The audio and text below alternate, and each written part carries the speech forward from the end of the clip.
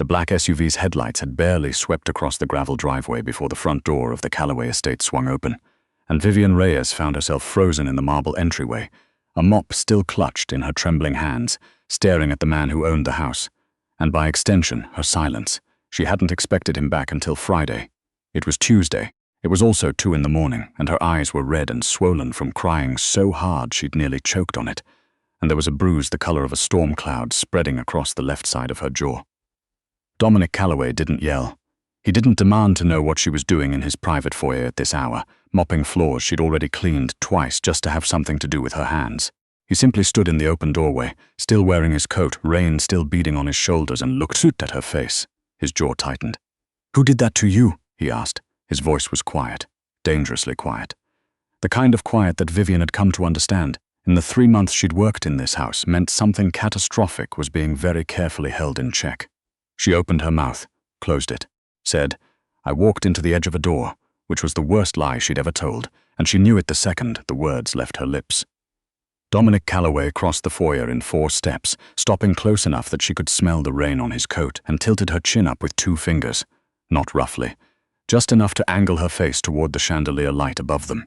He looked at the bruise for a long moment, the muscle in his cheek flexing once, twice. "I've seen what a door does to a face," he said softly. "Try again." Vivian Reyes had not planned to spend her 27th year cleaning the private residence of the most feared man in Miami's criminal infrastructure. 8 months ago, she'd been finishing her 2nd year of her nursing program at the University of Florida, maintaining a 3.8 GPA, and thinking the most dangerous thing in her life was her clinical rotation supervisor, who had a grudge against anyone who looked like her. Then her brother Daniel called from the county jail. Daniel Reyes was 22, impulsive, and had inherited every stubborn, self-destructive gene their father had left behind when he died of a stroke 6 years earlier. He owed $40,000 to a man named Felix Brandt, a mid-level enforcer who ran loan operations out of a construction front in Hialeah. Daniel had borrowed the money to open a food truck. The food truck had failed. Felix Brandt did not accept failure as a reason not to be paid. When Vivian arrived at the jail to post Daniel's bail on a minor charge Felix's people had manufactured just to send a message, she found an envelope tucked under her windshield wiper. Inside was a card with a phone number and a single typed line. "There is an alternative to paying cash." The number connected her to a placement agency with no website and no physical address, which arranged for her to interview with the head of domestic staff at the Calloway estate in Coral Gables. The job paid more in a month than her nursing stipend paid in a semester. The condition was that 60% of every check went directly to a holding account, which, she understood without being told, ultimately made its way to Felix Brandt's people to service Daniel's debt. She was, in effect, paying off her brother's debt with her body and her time, one clean floor at a time. The Calloway estate was not what she'd expected. She'd expected something garish, the kind of house that announced its own danger in every gold-plated surface. Instead, it was architecturally restrained, all clean lines and understated materials, with a private garden courtyard at its center and a long rectangular pool that reflected the night sky. It looked like the home of an architect or a diplomat. The man who lived in it looked like neither. Dominic Calloway was 37, the 3rd-generation head of a family organization that had its roots in Havana and its branches in every city, with a port on the eastern seaboard. He was lean and broad-shouldered, with dark eyes that seemed to process information faster than most people thought, and a face that gave away absolutely nothing. He spoke rarely and precisely. He was never cruel to the staff. He was never kind. He was simply absent in the way that the most powerful men are always absent, present in the house without actually occupying any emotional space in it. Mrs. Aldridge, the head of household, had given Vivian her rules on the first day. "You are here to work. You do not initiate conversation with Mr. Calloway. You do not remain in any room where he is working unless he has specifically asked you to be there. You do not discuss your personal circumstances, your past, or your reasons for being here with any member of the permanent staff. You do not bring anything from outside these walls into this house." She had paused, pinning Vivian with a look that felt like a small threat. "That includes your problems." For 3 months, Vivian had honored every one of those rules. She'd learned the rhythms of the estate, which rooms he used when, which hallways carried sound in unexpected directions. She'd become expert at being invisible, something she had never expected to be good at, given that her nursing instructors had always described her as someone who could not walk into a room without immediately trying to fix something in it. She was good at the invisibility because she needed this job. Daniel's debt was still too high to walk away from. And because somewhere underneath the numbness of working 16-hour days and sleeping in a staff room the size of a large closet, she still believed that if she could just hold on long enough, she would find a way back to the life she'd put on hold. She had been managing that belief carefully, rationing it, until the Sunday night 3 days before Dominic Calloway came home early and found her crying in his foyer. Sunday had been Vivian's night off. She'd driven 40 minutes to see Daniel at the halfway house where he'd been living since the charges were dropped. He'd looked better than he had in months. Cleaner, clearer-eyed, apologetic in the specific way that people are when they've had time to sit with what they've done. They'd eaten takeout at a plastic picnic table in the parking lot, and she'd almost felt something resembling normal. Then, on her way back to the estate, a car had pulled alongside hers on I-95. She hadn't recognized the car. She had recognized the man in the passenger seat when he lowered his window. His name was Beck Holloway, and he was Felix Brandt's right hand, the one who called on Friday nights to confirm the payment transfer had gone through, always in the same bored, sickening tone. He hadn't been bored on Sunday. He'd looked at her with something flat and mean in his eyes, and he'd told her to pull over. She'd made the mistake of doing it. "Your brother's been talking," Beck said, stepping out of the car and leaning against the driver's side of hers. The shoulder of the highway was loud and dark, and there was no one close enough to see. To who? To people he shouldn't. He's been asking questions about Felix's operation, trying to document things, playing journalist. He smiled, and it was an unpleasant thing. "That's going to cost extra, Vivian." "He's not doing that," she said, even though something cold slid through her stomach, because she could absolutely picture Daniel doing exactly that. "20,000 on top of what's owed," Beck said, like she hadn't spoken. "By Friday. Or we start having a different kind of conversation about your brother's living situation. I can't get $20,000 by Friday. Then maybe you should have picked a smarter brother." And he'd hit her, not with a closed fist but with an open palm, hard and deliberate, across the jaw, then gotten back in the car and driven away. She'd sat on the shoulder of I-95 for 11 minutes before she was calm enough to drive. She'd counted every one of them. "His name is Beck Holloway," Vivian said. Her voice didn't shake, which surprised her. She was standing in Dominic Calloway's kitchen at 2:15 in the morning, and he was standing across the marble island from her, his coat finally removed, his dark eyes fixed on her face with an expression she didn't know how to read. "He works for a man named Felix Brandt. My brother borrowed money from Brandt's operation and couldn't pay it back. I've been paying it off with most of my salary here. Beck says my brother's been asking questions he shouldn't, and he wants $20,000 more by Friday or he'll..." She stopped. Steady-eyed herself, Dominic didn't react. He watched her, the way you watch something you're making a calculation about. "Holloway came to you on a public road," he said. "On I-95. Southbound, around exit 31, he put his hands on you in public, with the highway behind you. He didn't seem worried about that."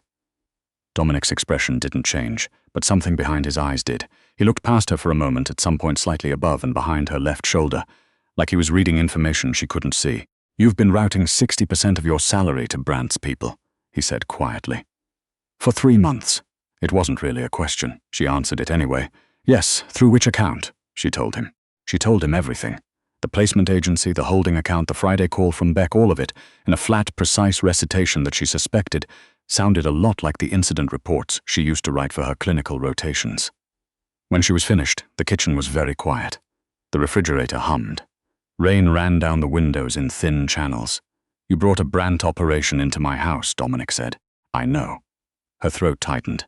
"I didn't know how to tell anyone. I was afraid if I disclosed it, they'd let me go. And without the salary, Daniel has nothing. By the laws of how I run this organization," Dominic said carefully, "a compromised staff member is a liability I don't tolerate." She nodded. She had expected this. She had been quietly expecting it for 3 months. "But Beck Holloway put his hands on a woman employed by this household," Dominic continued, and his tone shifted. "Barely. But she caught it, the way the temperature in a room shifts when something has been decided. And Felix Brandt has been running an extortion line into my payroll for 90 days without anyone in my organization catching it." He picked up his phone from the counter. Both of those things require a response. He made a single call. 3 words. "Lock it down." Then he set the phone on the counter and looked at her. "Your brother's debt is no longer yours to carry," he said, "and Beck Holloway will not touch you again." The simplicity of it, the sheer, unqualified certainty, broke something open in Vivian's chest that she'd been keeping sealed for 8 months. She didn't cry. She pressed her hands flat against the marble counter and breathed, slowly and carefully, till she was sure she wasn't going to. "Why?" she asked. Dominic looked at her for a moment before answering. "Because you're under my roof," he said. "What happens to you here is my business. And no one bleeds in my house unless I make that call."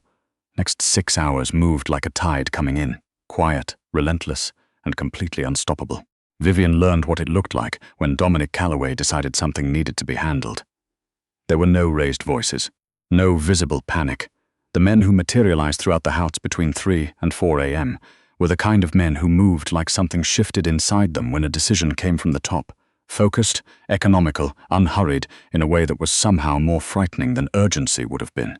His second-in-command, a rangy man in his mid-40s named Rourke, appeared in the kitchen doorway at 3:22, assessed Vivian's bruised jaw in a single glance, and then addressed Dominic without any of the reaction she'd expected. "Perimeter's clean. Aldridge is awake. 3 cars in position. Good. I want everything Brandt's people have run through the payroll accounts pulled and documented by 5 a.m. And Rourke, find me the placement agency contact." Rourke nodded and was gone. Turned back to Vivian. "You're going to stay close to me tonight," he said.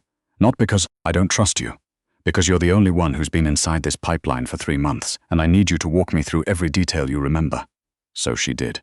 She sat at his kitchen table and she talked, and he listened, and occasionally he asked a quiet, precise question, and she answered it, and somewhere around 4 in the morning she realized she had stopped being afraid of him. She wasn't sure exactly when it had happened. She thought it might have been when he'd gotten her a glass of water without being asked and set it on the table beside her like it was the most ordinary thing in the world. Around 4:30, she mentioned, almost as an aside, that her brother Daniel had been trying to document what he knew about Brandt's operation. She'd said it braced for some reaction, frustration, maybe, or calculation. Instead, Dominic had gone very still. "He's been documenting it," he repeated. "He told me tonight. I should have said something sooner, but I thought, what has he documented? I don't know exactly. He said he had photographs and some kind of recorded call." Dominic stood up, and she recognized in his posture the shift from conversation to decision. He called Rourke back into the kitchen.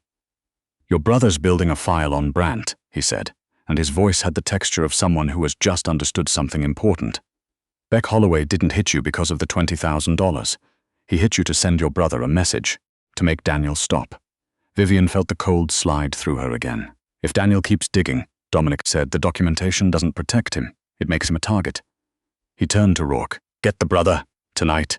Bring him somewhere Brandt can't reach him, and do it clean." "Where?" Rourke asked. "The property in Opaloka, quiet, staffed, no connection to this address." Rourke was already moving. Vivian sat very still at the kitchen table and tried to process the fact that this man, this terrifying, carefully controlled man she had been invisible to for 3 months, had just mobilized resources in the middle of the night to protect her 22-year-old brother because it was the right tactical and, she suspected, the right human thing to do. "Thank you," she said. He looked at her. It was the first time in 3 months that he had looked at her the way you look at a person rather than a piece of the household inventory. "Get some sleep," he said. "Tomorrow I'm going to need your help." She didn't sleep well, but she slept. When she woke, she was in a room in the East Wing that was 3 times the size of her staff quarters, with curtains that blocked all but a thin line of morning light. A small note on the side table, written in a precise, compact hand, said, "Daniel arrived safely at 2:14 a.m. He's fine." DC Vivian held the note for a longer time than was probably necessary. When she found Dominic in the study at 9 a.m., the room had been transformed into something that looked less like a private office and more like a command post. Rourke was there, and 2 other men she didn't recognize, and a large screen on the side wall displayed a network diagram she didn't fully understand but recognized as some kind of organizational mapping. Her name wasn't on it, but Brandt's was, with lines connecting it to half a dozen others, including, she felt her stomach drop slightly, the placement agency that had gotten her this job. "They run staffing as a side business," Dominic said, following her gaze. He was standing beside the screen with a coffee in one hand, calm as a man reviewing a quarterly report. "The agency places compromised employees in high-profile households. They collect the debt service. It's a clean pipeline. Domestic staff are low scrutiny. They've been running it for at least 2 years. He paused. "You weren't the first person they placed here. You were the third." Vivian looked at him. "The other 2, both left," I thought voluntarily. Something crossed his face, not guilt exactly, but something adjacent to it. I didn't ask the right questions. There was a silence. Then she said, "What happens now?" "Now, Dominic said, setting down his coffee and gesturing for her to sit at the table beside Rourke. "We take it apart." He walked her through the plan methodically. It was a 3-target operation, timed for that evening. First, the construction front in Hialeah where Brandt's loan operation ran its books. Second, the holding accounts the agency used to route the debt payments, which Dominic's financial people had already traced and were prepared to freeze simultaneously. Third, and this was the part that made Vivian's breath catch, the documentation Daniel had compiled was going to be used.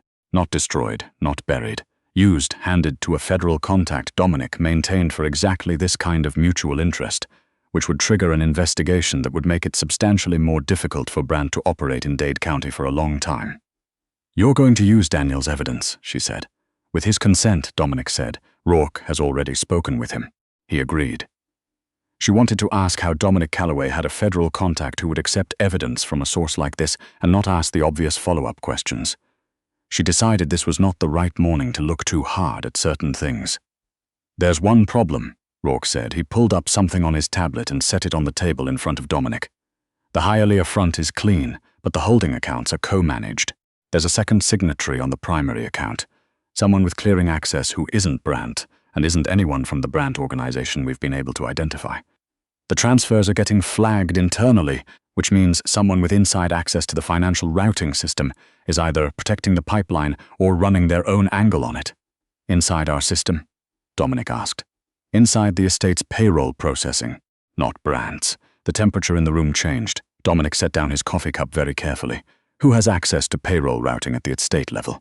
"Senior staff. Mrs. Aldridge, the business manager, and Rourke hesitated. Marcus Webb. Marcus Webb was Dominic's personal attaché, the man who managed his calendar, his correspondence, and his travel. Vivian had spoken to him exactly twice. Both times he'd been pleasant in a way that felt slightly rehearsed.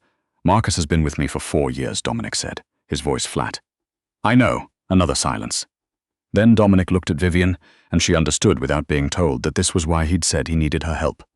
"The Friday payment calls," he said. "Beck always called you directly?" "Yes, always my personal cell. Did Marcus Webb ever handle any of your employment paperwork?" "Directly." "In person?" She thought about it. "When I first arrived, he collected my direct deposit form. Said Mrs. Aldridge was handling a delivery, and he was just passing it along. He gave them her banking information before she even received her first paycheck," Rourke said quietly. "He set this up from the inside. He's been steering compromised placements from the agency into the estate and collecting a cut of the debt service." Dominic didn't raise his voice. He didn't move suddenly. He simply stood very still for a moment, and the quality of the stillness was the most frightening thing Vivian had ever been in the same room with. "Don't bring him in," Dominic said. "Not yet. I want the accounts frozen first, and I want the Hialeah operation hit simultaneously. If Marcus gets wind that we've identified him before we've cut off the pipeline, he'll warn Brandt, and Brandt will move the books." "Timing?" Rourke asked. 1800 hours. Dominic turned to Vivian. "You're staying in the East Wing until this is resolved. You don't go anywhere Marcus can reach you." She nodded. "And Vivian," he looked at her directly, "you did the right thing telling me." She almost said it took me 3 months, but she didn't. She said, "I should have done it sooner." "You were protecting your brother," he said. "That's not a character flaw." The afternoon was the longest Vivian could remember.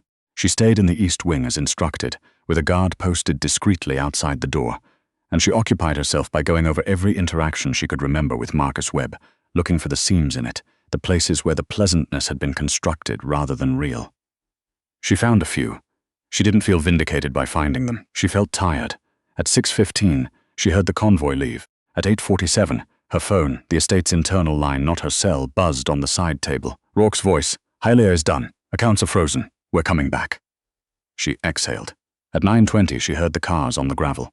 She was in the corridor of the East Wing when they came through the side entrance. And she knew immediately something had gone wrong, because Rourke was moving too fast, and 2 of the men behind him were supporting a third person between them. And the third person was Dominic, and there was blood soaking through the left side of his shirt in a dark, spreading stain, the professional part of Vivian's brain, the part she'd spent 2 years training, activated before she had time to be frightened. "Bring him to the medical room," she said, already moving. "Now. Quickly." "It's a graze," Dominic said, his voice tight but controlled. "The bleeding is manageable. Let me be the one who decides that," she said, and something in her tone, the flat, clinical authority of it, made him stop arguing. The estate had a medical suite in the basement level, stocked for exactly this kind of contingency, and Vivian worked the way she'd been trained to work, quickly, precisely, without wasted motion. She assessed the wound, a deep laceration along his left side, below the ribs, from a bullet that had passed through rather than lodging.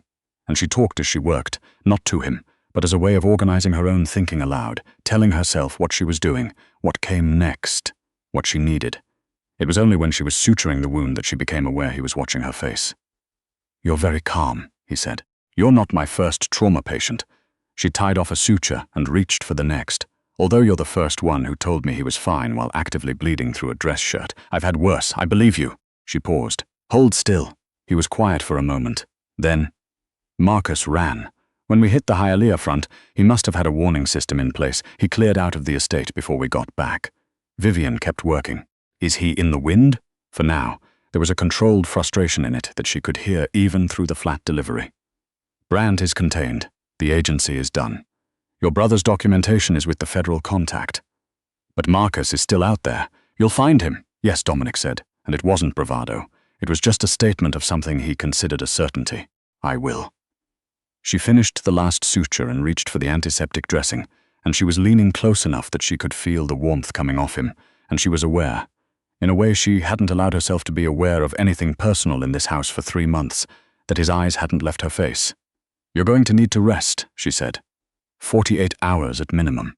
I'll check the wound in the morning. I'll rest when Marcus is found." "You'll rest now," she said, "or you'll reopen the sutures and I'll have to redo this."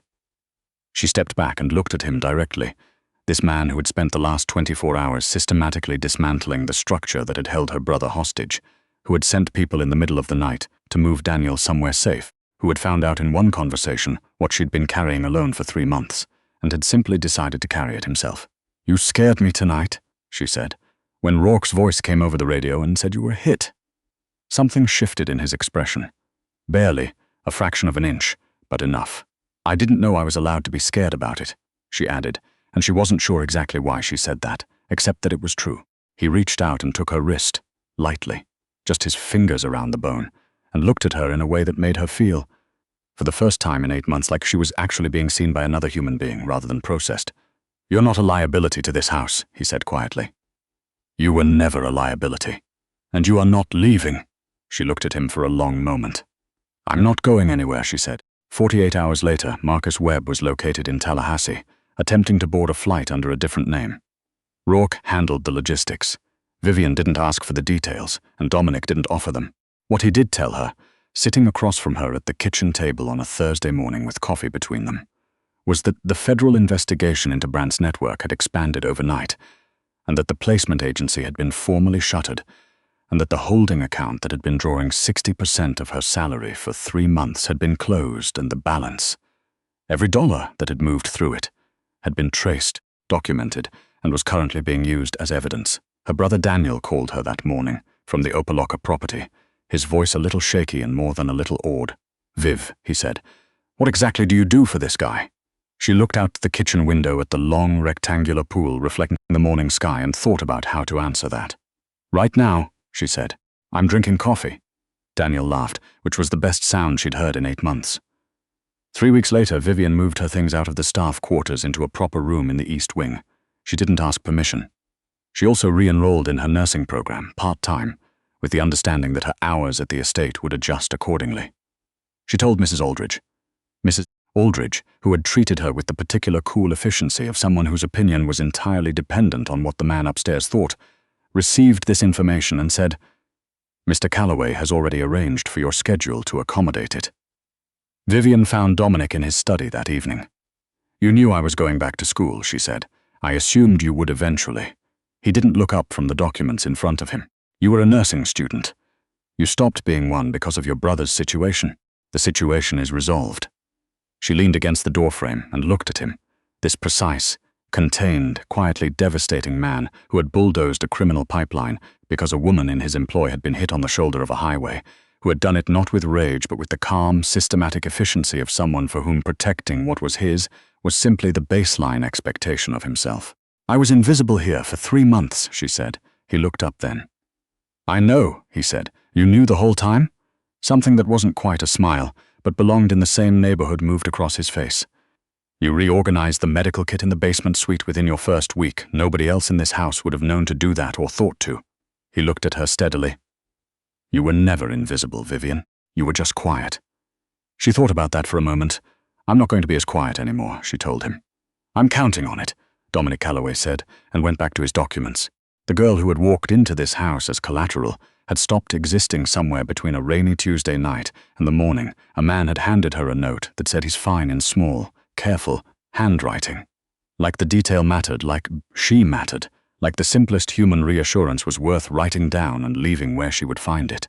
What walked out of that staff room and into the East Wing 3 weeks later was something else entirely. A woman who had learned, in the most unexpected place imaginable, what it felt like to be someone's first priority, and she intended to keep feeling it for a very long time.